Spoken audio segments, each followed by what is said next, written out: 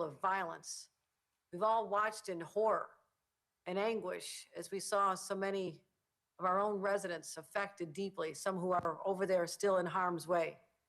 And it's a fear even within our city limits in our state that people never expected to feel again so soon. And I agree with the mayor. Reports that Hamas has called for a day of action tomorrow calls for us together to address the concerns of New Yorkers as you receive this information. And I'm proud to work with you, Mayor, and our Commissioner Caban as we update New Yorkers. What we first want to emphasize, something that is simple, it's non-negotiable, that the safety of New York's Jewish communities is not up for debate. We will stand in solidarity with our Jewish friends and neighbors today, tomorrow, and every day. There is no call to violence that will shake that conviction, and there's no evil we are unwilling to confront. Before I discuss the security measures we're adopting in the state of New York tomorrow, let me tell you what we've done briefly already to protect the citizens of our state. Immediately following the attacks on Israel Saturday morning, we directed the state police to work with local law enforcement, especially here with the NYPD, to up our local patrols and outreach. Yeshivas, synagogues, and museums, cultural institutions, places that were deemed vulnerable in the city and throughout the state. Constant communication with our federal partners, state intelligence experts as we monitor any potential security threats. I physically visited our New York State Intelligence Center in Albany to get an in-person briefing. Speaking regularly with the White House, in fact, I have a call momentarily with the White House, the Department of Homeland Security, Department of State for the latest updates. And as the mayor has been doing outreach to our community groups, religious organizations, the Muslim community, the Jewish community, and also responding to any credible threats. But we all have to be clear. There is currently no intelligence showing any active threats in New York. That is the entire state of New York. But in a moment fraught like this, we will continue to exercise elevated vigilance and impose measures to deter any potential violence. Let's talk about what we're planning to do in response to tomorrow's elevated threat. We fully activated our Division of Homeland Security and Emergency Services, Office of Counterterrorism. State police have been fully activated. We have a strong presence throughout the state, as well as here in the city. We're prepared to support NYPD at our Joint Operations Center. And if we need them, we have the resources of the New York National Guard and our Joint Task Force Empire Shield ready to be activated. The National Guard is already directed to patrol key transportation hubs. We've been in contact with the MTA, the Port Authority, to ensure that they also have heightened their security measures. Our hate crime task force is on high alert and will help investigate disturbing incidents as necessary. We want to reiterate to New Yorkers, there's no reason to feel afraid. No one should feel they have to alter their normal lives or their routines. And indeed, when we change our behavior without a serious, credible threat, then we're letting the terrorists win. I want all New Yorkers to feel confident going to a synagogue, going to school, walking to the streets of New York and throughout our state over the next few days. And those who seek to use Hamas's violence as justification for violence of their own, we have no tolerance for your hate. I condemn violence of every kind in New York. And I want to be clear. When I say every kind, that's exactly what I mean. I am outraged to reports of violence or threats against Jewish New Yorkers, including a reported incident where an Israeli student was assaulted on their very own college campus. And I have zero tolerance for hate directed towards Palestinian New Yorkers, a community that is also cherished and respected in our state. Last night's reported attack in Brooklyn of a Palestinian New Yorker is also completely unacceptable and reprehensible. Public safety will always be my top priority. My commitment is to keeping New Yorkers safe. That is unwavering. And again, Mayor, so proud to team up with you once again. We have the finest working with us. I thank your team. I thank my state team. And now I want to introduce New York City Police Commissioner Edward Caban.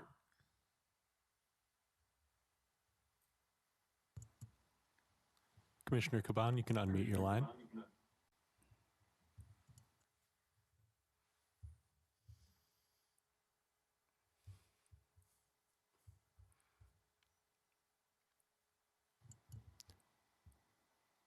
Commissioner, you can go ahead and unmute your line. Okay, Ken. Okay, we can come back to Commissioner if we get him on. Otherwise, we can take some questions from the press at this point. Great. We'll now take some on-topic questions. As a reminder, please use the raise hand function. Our first question goes to Anthony DiLorenzo. Anthony, you can go ahead and unmute your line.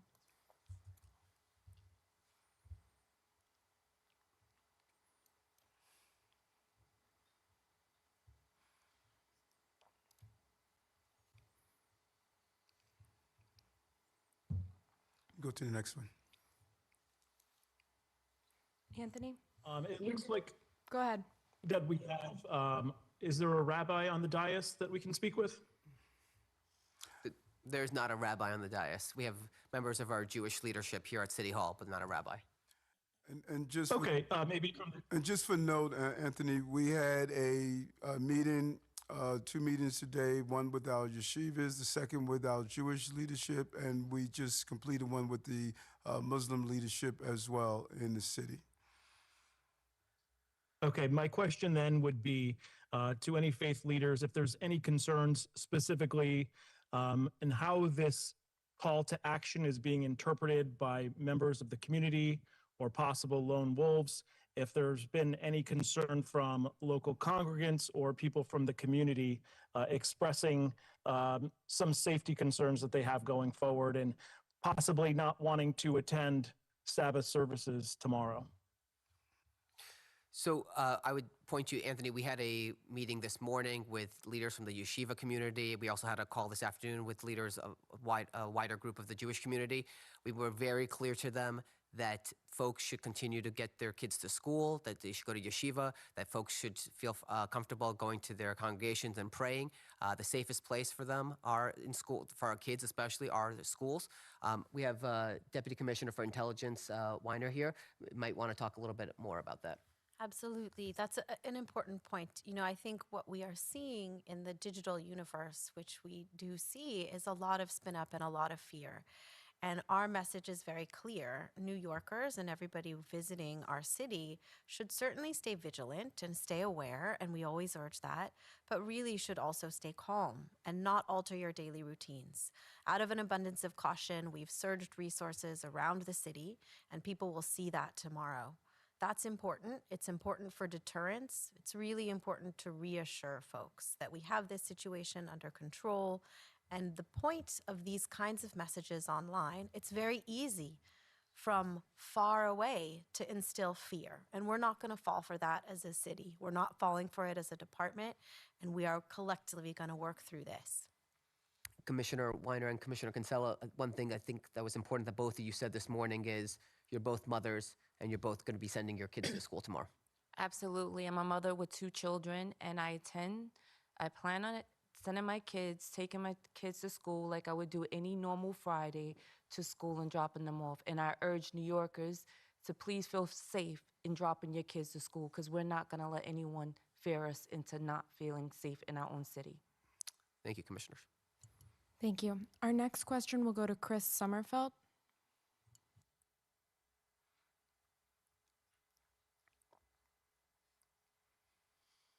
Chris, please unmute your line. Better now? Can you hear me? We can. Yes, we can. Okay, thank you for holding the briefing. Mr. Mayor, you mentioned that you'll be surging law enforcement resources to certain neighborhoods tomorrow. Just wondering if you can list off which neighborhoods that is in particular and what residents, should expect to see on the streets tomorrow as a result of that. In addition, and maybe one of the law enforcement officials on the briefing can address this, there's a large-scale protest planned in Times Square again tomorrow. If you can go into a little bit what security precautions for that area in particular looks like tomorrow, that'd be appreciated. Thank you. Yeah, Chief Shell will go into the large-scale protests, but the specific deployment that we're doing, we're not going to release that information. We want to make sure that people are not planning around our deployment, but we will have deployment that's visible and that is not visible. As our intelligent commissioner, Commissioner Weiner clearly states all the time, it's about making sure that our eyes and our ears are not always predicted. And so we're not going to release specific neighborhoods, but clearly we know where we have large Jewish populations in the city. But our deployment is also not only to our synagogues that are of high profile, but also many of the mosques that are high profile, because we do not want anyone that comes with an extremist mindset to attack any religious institution or house of worship, as well as our Christian locations as well, and others. Chief? Yep. So for tomorrow, we have our all out for the police department. Every member of the New York City Police Department will be ready and in uniform tomorrow. In addition to what the mayor just spoke about, we are aware of the protest tomorrow in Times Square. We are currently getting our resources together, and we will be there just like we've been there all week to keep the peace. It will not tolerate any hate, any acts of disorder. It'll be quelled quickly, and we will be ready. Thank you, Chief. Our next question will go to Craig McCarthy. Craig, you can unmute your line.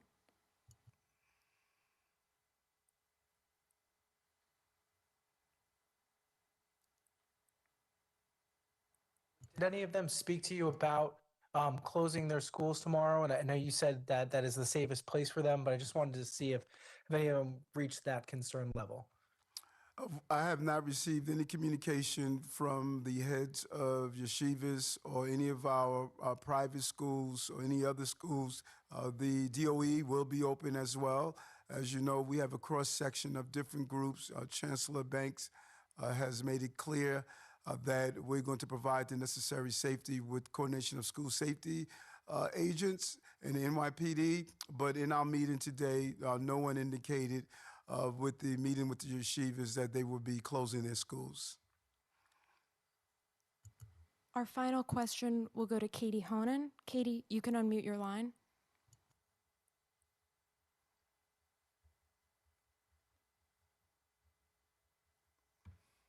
Can you hear me? We can. Oh, okay. That's why I was asking. I wanted to ask like the twofold question. The first is there any idea of how long the sort of elevated threat will go into? I know tomorrow is a specific day, but if it will last through the weekend or even further, not that New Yorkers should, I mean, they should always be vigilant. And secondly, if it goes into the weekend, are there any specifications or special details about how to communicate with communities that, take part in the Sabbath and are not obviously on their phones or anything? I don't know what the plan is for that. Commissioner? So, in terms of this elevated posture, we are very responsive to events overseas. We're very responsive to what we're seeing in the online universe, and we're responsive to what our partners are sharing with us and you as the public. So we will maintain the posture that we need to preserve the safety and security of this city. This is a dynamic situation, but I also think it's really important to point out that these resources are operating not just today and tomorrow, but every day of the week and of the year.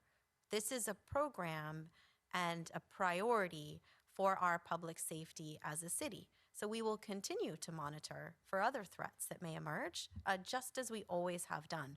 Again, responsive to situation and environment as it changes. Thank you, Commissioner. I would also point out last weekend after the attacks on Saturday, we were able to get on the phone on a Zoom call with members of the religious Jewish community to make sure they're aware of everything that was going on. Jewish law allows those who practice that are Shomer Shabbat to break the Sabbath if it is a life or death scenario. And so if, God forbid, there is any kind of, while we see no threats at this time, if there is anything, New Yorkers, Jewish New Yorkers are permitted of breaking the Sabbath. Their rabbi I'm sure would approve of that. We are hopeful that doesn't become the case, but we have 8.3 million New Yorkers, and if you see something, please say something. We need the force multiplier of New Yorkers to help us out. So thank you very much for joining us today. We hope we've answered all your questions, and thank you.